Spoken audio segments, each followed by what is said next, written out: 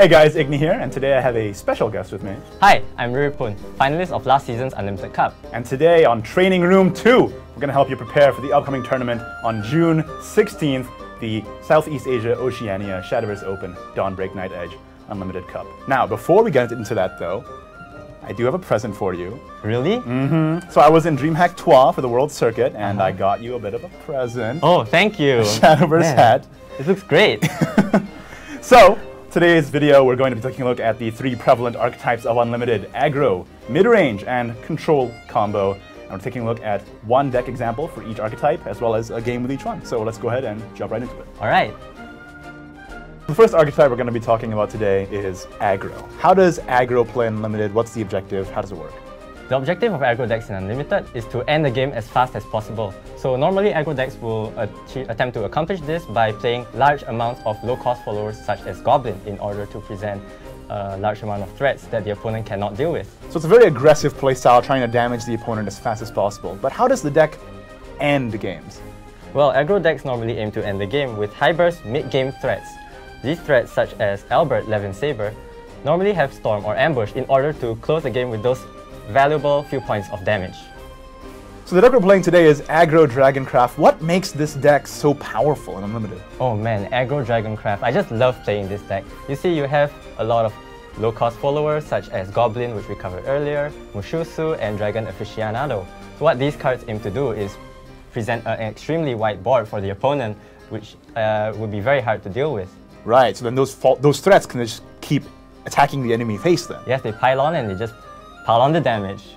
The deck also runs a lot of Storm followers as well, so that's threats that you can immediately play and immediately have ram to the enemy leader. So that's a lot of damage over time. It's a lot of damage. With cards such as Dark Dragoon Forte, Hippogriff Rider, and Aina, you're able to close out the game with those last few points of damage that you so desperately need if you can't end the game early enough. So what's the weakness of Aggro?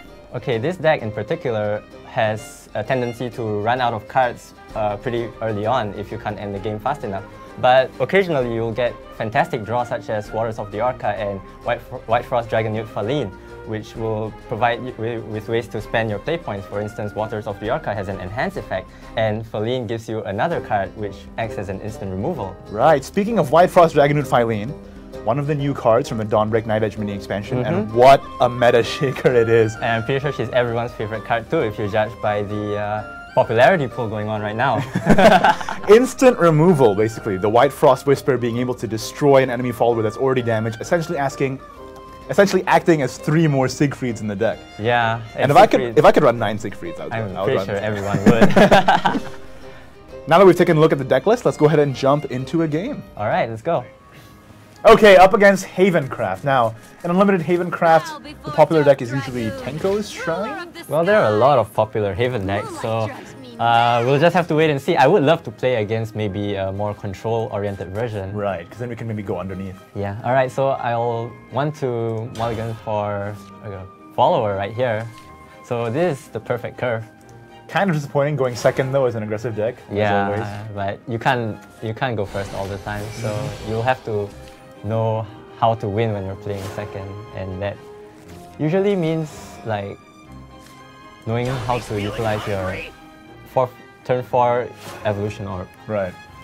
Alright, so I mean, playing Goblin on turn 1 doesn't hurt either, huh? Yeah, it doesn't. I just really hope he doesn't have a Snow White on turn 2, because Snow White just hoses aggro decks so hard. You know, you have like basically 2 bodies in one.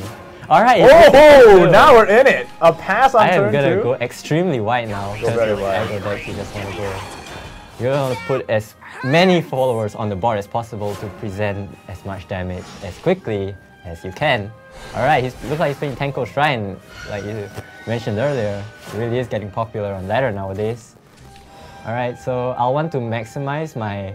I think you maximize your play point. So you just play the Dragoon Scyther here, and just ram it all into face. Yep.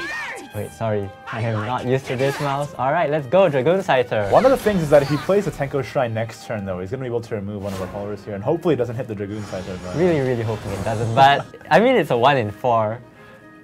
25%. You're tempting fate right now, aren't you? Come on. Okay, he doesn't have it. Right. Happy pick though, which will let him heal. Here's a bit of a problem. Alright, so right here I'm just gonna evolve my Ella. I mean, I know it kind of hurts to go a little bit awkward on the... I think it is important though to... But I'm going Wait, before you trade into the Happy Pig, make sure that you run everything else face first, because otherwise the heal effect might ping off one of our other followers. So all the other followers go to the... Wow, we caught that. Okay, there you go. So I guess his hand was too slow to react to the Aggro decks, man, they just put all this pressure out on the board, and then what can you do? What can you do? Alright, so that last game didn't go exactly, it didn't really showcase the deck entirely, but... I mean, it did a good job of going face, It right? did do the job of showing how the deck works, but let's try and play a full game out here. And we are going first, which is, of course, something that we want to be happening when we're playing an aggressive deck. Man, I'm hoping that he's not playing mid-range sword, because he'd be able to parry my threats more effectively. And since I'm going first, if it was an aggro mirror, I'd be able to, you know, be the one going face instead of getting beaten on. So let's go for the Ivory Dragon, and hopefully we get a 2 play point card. Right, 1 drop on 1, pretty good. I mean, even if we don't, it's fine, because at least I have an Ivory Dragon to hatch the You first prefer one. a 2 drop on 2, though. I would really prefer it. And That's yep, right. she's playing aggro, so if I get a 2 drop that's 2/2, that would be absolutely perfect, but that is not a 2 drop, that is a 3 drop, that is 2/2. So I will push the face here. The good news is we do have 2 Aficionados in hand, and I think Dragon Aficionado is one of the best early game cards, not just in Dragoncraft, but just in general. And it's really so good powerful. Yeah, it's really good in the mirror as well. So I'm gonna play Aficionado here. And you just go face? Yeah, it looks like I'll just have to go face, because these, like, I'll just let him do the trading. Right. These followers are on 1 defense, they'll just crumble anyway. Drawing the Phylene is actually super useful here. Oh man, that Novice Trooper did so much work for him. Hopefully, Because now you can trade the Fire Drake Whelp, it takes out another one, and then Phylene takes out the other one. Or yeah, just Siegfried. Or I can just Siegfried here. I think Siegfried is a lot better here. Yeah, because like you want to play... Because Phylene is more flexible, you can play her body on 1 turn and then the spell on the next turn. So let's go for the Siegfried and I like this. see what he presents on his Evo turn. Able to 2 for 1 with the Fire Drake Whelp is really strong. Goes for A lot of Storm! Here we go. I mean, it's about what you expect, right? Yeah, he's gonna hit my... No! Oh! Yeah, he will go for the trade. This makes a really good Dragon Aficionado Phylene evolve now. Yeah. Wow, this is perfect. Insane. Phylene is so good. Especially with the evolve. Really strong card from the new Dawnbreak Nightedge mini expansion. One of the things that just makes Dragoncraft work so well now. Yeah. Like you were saying earlier, 6 copies of Siegfried, right? Alright. So now we'll see what he has on his 5th turn. If it's an Albert, I'll be able to just look at it with White Frost Whisper and it'll just disappear. You just glare in its general direction. So Alright. I lost! Yeah, he doesn't have enough followers to deal with the threats on my board. And we have the Storm in hand to finish off. Alright. There you go! The power of Aggro Dragon. Really, really strong deck. Well, that was Aggro. Now the next archetype we're going to be looking at here is Midrange. So what is Midrange and how does it work? Alright, mid-range decks opt for very value-oriented plays, either through 2/4/1s from cards such as Priest of the Cudgel or board-based threats such as Frontline Cavalier. So what these decks want to do is create lots of pressure during the mid-game. Right, so it's a very tempo-oriented deck. Staying on the board, being able to pressure your opponent with on-board threats. And one of the things I really like about mid-range in general as an archetype is that it can go aggressive, but not as aggressive as aggro decks. Yes. And it can control, but not as controlling as control decks, but it has a lot of versatility and a lot of flexibility in the archetype. Yeah, it does, because mid-range decks tend to be more flexible in the role that they play, because the curve is higher than aggro decks when it comes to the play points. So they can actually fend off attacks from aggro decks while still being fast enough to place pressure on combo and control decks in order to disrupt their game plan. So the mid-range deck we're playing today is Tenko Shrine Havencraft. Now this is one of your decks. Like, tell me what's so good about it. Well, the deck is named after Tenko Shrine, which will deal damage whenever an ally has their defense restored. So what I wanted to do was utilize the new card, White Fang Temple, which not only restores defense to your leader every turn, but also gives you a massive follower after the countdown is over. Right, so the entire point of the deck is that you're dealing this incremental damage while keeping your leader healthy? Yeah, and it's really powerful because there are a lot of cards in the deck that restore defense to allies as well. Right, so it's very value-oriented. You're basically just clearing a bunch of enemy followers, keeping your board up, and then being able to pressure the opponent that way. Let's get into some gameplay now. Okay, up against Runecraft. Now, Runecraft and Unlimited, what are you thinking? I'm thinking either Daria or Dimension Shift. Right, Dimension Shift is one of those unlimited cards that you kind of forget exists now if you play Rotation a lot. But Unlimited, it's still a huge force to be reckoned with. Yeah, now here I'm just really going for the greedy mulligan. I really want that Tenko Shrine because I want to end this game really fast. If he's playing Dimension Shift, I'm in trouble because this deck is slightly slow and he might be able to capitalize on that by pulling off his combo. Looks like it is going to be Dimension Shift. I think that Angelic Snipe kind of sells it. Might be. It's too early to tell. Like, there are some Daria decks that do play a few copies of Snipe. Right. But if he's playing it on the first turn, well... Daria D-Shift is also a thing. Oh yeah, Daria Shift. Yeah, that deck is pretty interesting. Hopefully I'm not running against it. I think it's pretty strong. I think you play the Kel here. Yeah, just for the board. 3 Monastic Holy Waters in the opening hand. Not exactly what we want to be seeing before the Tenko Shrine comes into the hand. I mean, I had 2 in the opening and then I drew another one, so... Well, the good thing is that it does draw cards, so if we're really running out of field, we can try and cycle. Is this going to be another Angelic Snipe? Yeah, it is. Alright, passes the turn. I think I might just have to Healing Angel here. Wow, that's a good one off the top. Really, really good one. 2-3 worth of stats is pretty good as well, if you think about it. Vanilla follower with an upside. Alright, let's see what he does. Like, since he left up 2 play points earlier, means that his hand should be quite... Wow, Demonic I think this might be Mysteria. I think this is. Okay, interesting. I was thinking that it was Daria or D-Shift because of the early Angelic Snipe. Alright, I'm pretty much set for life now because I can keep my life total. I can keep my life total pretty high. Set for life. Should I slam this down aggressively, I wonder, or should I just go for the safe play and draw? If I slam it down, it's going to get traded into by Magic Owl. Yeah. I think I might just go for the safer play and I can preserve it for more damage with the heals later. I think it's important right now. You want to try and dig for that Tenko Shrine at this point. Yeah, but I'm getting kind of unlucky. I mean, this deck... Okay, there's the Mysteria. Well, the good news is that he did play a lot of Angelic Snipes and a Demonic Strike before the Mysteria Magic Founder came out. Okay, this is fantastic. Gives me a very nice body to evolve. Trades perfectly over the Mysteria and draws you a card. Another Kel. I mean, I think I might be able to just kill him with Kel Snipes at this point. Holy bow! Man, that would be crazy. If I could just assemble the pieces, man. If I could get the White Fang Temple, or maybe... We're digging through the deck pretty efficiently now. Yeah. So next turn, 6 play points. Do you want to play the Morier to dig more, or just go tempo-based Cal, Monastic Holy Water? I will have to see what he plays this turn. I'm thinking he will remove the Angel, and then just cast spells. I don't think he should play any followers this turn. The more spells that they spend to deal with our board, though, is less a lot of the time that's going to the face. Unless they're using like Staff of Whirlwinds or Dance of Death. But I have so much heals at this point, it doesn't really... Right, that's another factor. So in this matchup, it's actually quite favorable because you have so much restoration of your defense that the overtime chip damage of Mysterious spells are a lot less of a factor. Lucky me. Good matchup, good matchup. Really, really. Oh, another one! Here we go! So this is gonna... Now this is interesting. Do you even bother? I think you have to evolve. He has to evolve. He's gonna take too much damage. But the good thing is that the Mortier pops off next turn and just deals with it. No problem. All right.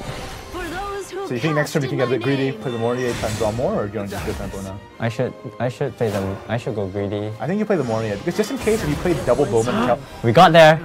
Alright, never mind what I was saying. Just go. All right, just we're go. Out of the water. I'm thinking, what should my other 2 PP play be? Tenko Shrine always comes down, and then the last 2 play points. Decisions. I think I go for the board. So what? I can drop a Kel. Wait, no. I really like the Mortier because then you can save your Monastics and your Kels with the Tenko Shrine to go off at the same time. Yeah, you're right.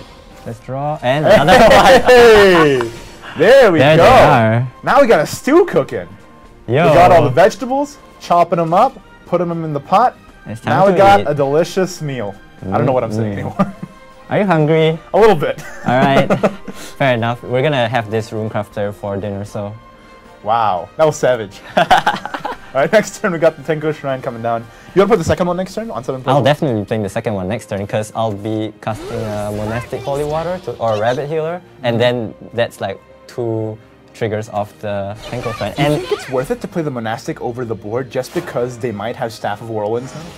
I'd be fine. Actually, I want him to play Staff of Whirlwinds now, so... Alright, because we have so much yeah, restoration in hand anyway. I'd be fine if he played it. Alright, So here we let's go. And then next turn we can double Kel Monastic. Yeah, also why I wanted to keep the Monastic. So he's gonna take a lot of damage. Yo, that's like... That's a lot of damage. I mean, each trigger 4, so that's way too much damage. I'm gonna count later after he plays his followers, if he even plays any, because he's in a rough spot.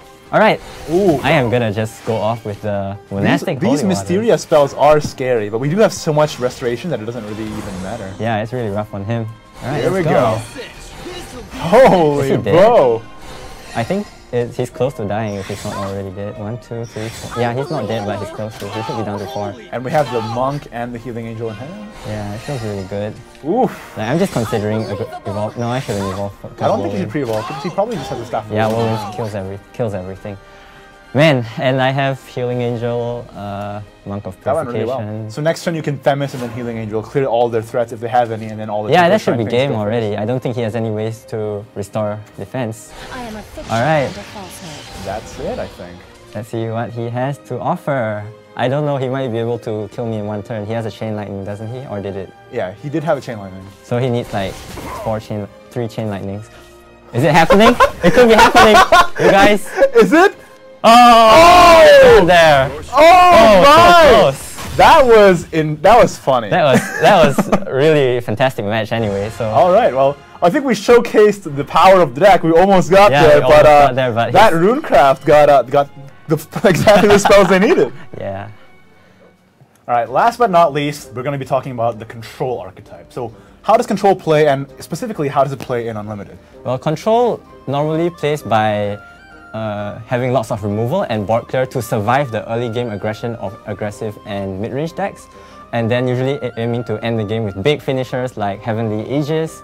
But Heavenly Aegis is an attrition-based finisher, which normally does not see a lot of play in Unlimited because of how fast the format is now.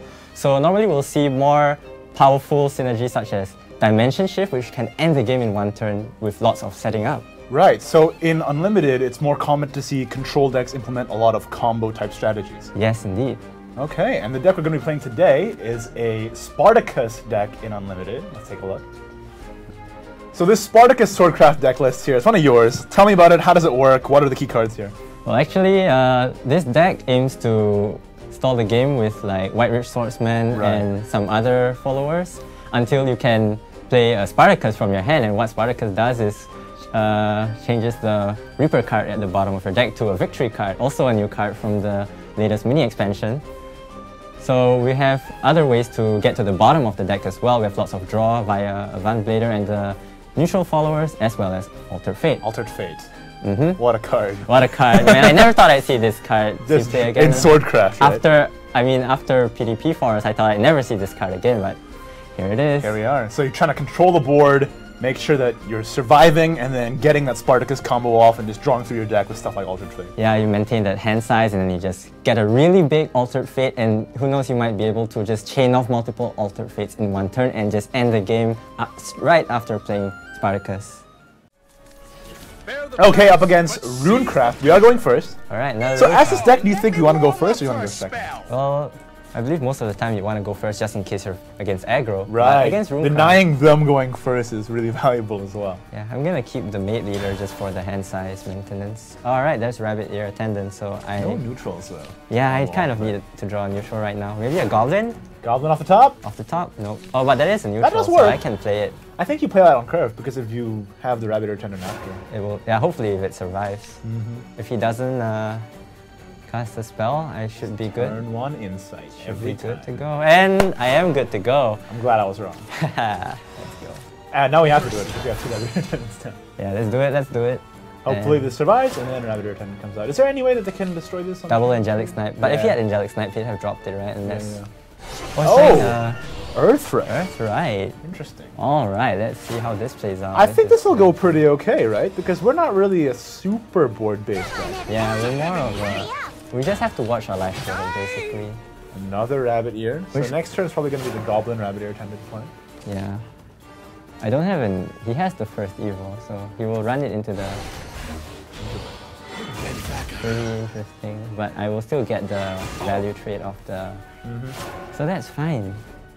Perfectly fine with that. Spartacus comes out. Hello. Him. Mr. Spartacus. How are you doing?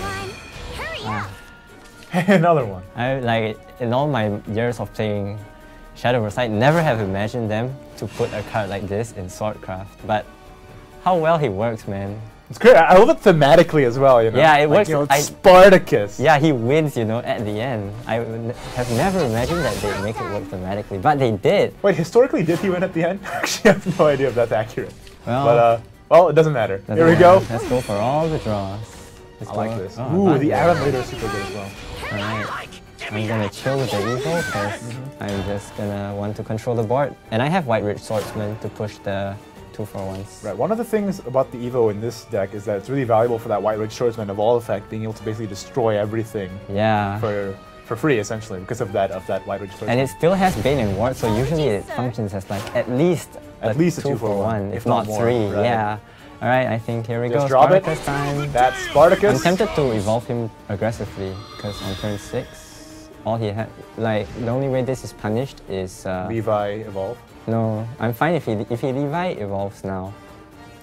He will still be at an awkward position, but I'm worried about Mutagenic Bolt. And I think I'd be fine if he played it, so I'm just gonna do it. I'd be okay with that. It's still like, he wastes a turn. So, and he's getting pretty low on health, so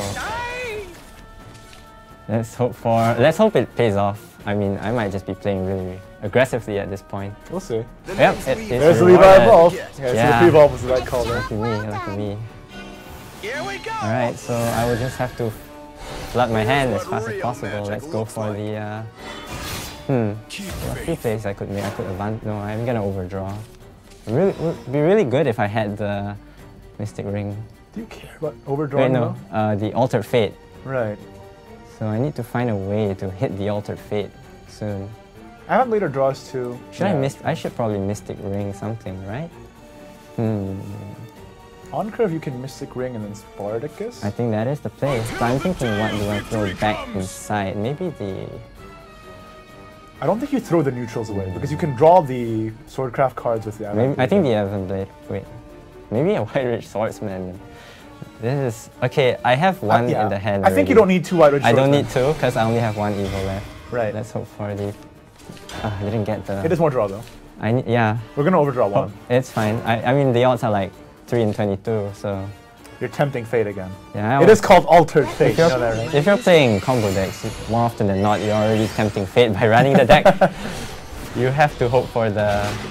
You know, you have to make the plays that pay off. Now this is interesting. Mysteria in the Dirt deck. So you think this might run Silverblade Golem on 8? I think it's going to come down soon. I have to hope for the Altered Fate. I think you need to save your Evolve on the White Ridge Swordsman to take care of the Silverblade Golem, otherwise it's going to be a problem to deal with. Or on Maisie. Yeah. I think... So this play, he's going to probably trade in the Mysteria into the Spartacus and then pass. Next turn might be the Silverblade Golem turn. I'll have to see. I might have to Merman... Should I? I'm thinking of Maisieing. Yeah, I like Merman, Maisie, Avant Blader, and then evolve the Maisie, get rid of the... But then you don't destroy the Mysteria is the problem, right? You do. The Merman is a neutral, so... No, right, but if you play Silverblade Golem next turn, you'd rather destroy the Silverblade Golem there.